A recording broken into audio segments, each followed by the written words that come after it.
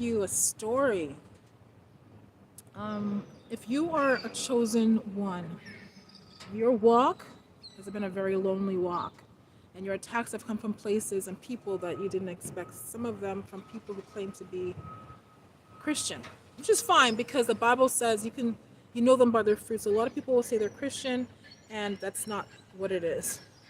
That, as I say this, what I'm going to say is this: in my journey, I've had to make some decisions of who to disassociate myself from and who not to, who to keep in my life.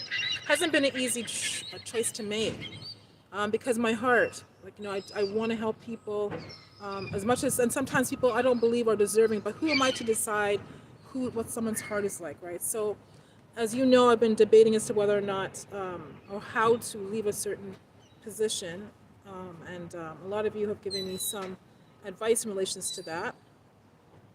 uh, and support to leave. Like a lot of you not a lot of you, but a few of you have been kind enough to give something to let me know that if I focused on the ministry, that I'd be okay. And I believe that. I trust God on all things, but I think that the enemy has come in very strong. So what has happened is the person I was helping has developed a medical issue that requires someone that he trusts to be involved. The only one who's around that person is me. So I don't know how to proceed from there. Your advice would be helpful.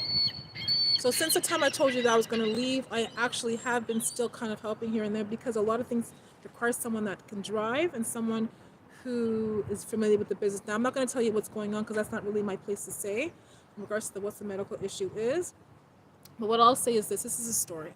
So during this time, since that has happened, we came across a customer who turned out to be from the West Indies, from Trinidad. Very sweet, very sweet. And she ended up being more like a born again, spirit filled believer. And we developed a friendship in the short time that she was here. I was able to help her to pick up stuff. She actually helps with charities in Trinidad, and she was sending barrels back with things for the people and the children that were there. That, and long story short, the point is that we developed a friendship. And I had mentioned to you all that my channel and all my technological devices I use for the channel have been tapped into and monitored. So anyone that I'm in contact with, all of you subscribers, I'm sure someone who has interest in it is aware or is able to access that information. So what happened was we had a great worship. We had prayer time. She was on fire for God. I really love this woman. At some point, when I first met her, I didn't trust that she was what she was because of my walk. I don't believe, I know she's not aware of all I know about spiritual warfare and such, but she's born again, spirit filled, and she has a gift. And so eventually, once I let my guard down and trusted her to some degree, we ended up developing a friendship, and she went back to Trinidad. Well, when she went back, we decided to do a 3-day water fast. And I think I had announced that. I had announced that we were going to do this 3-day water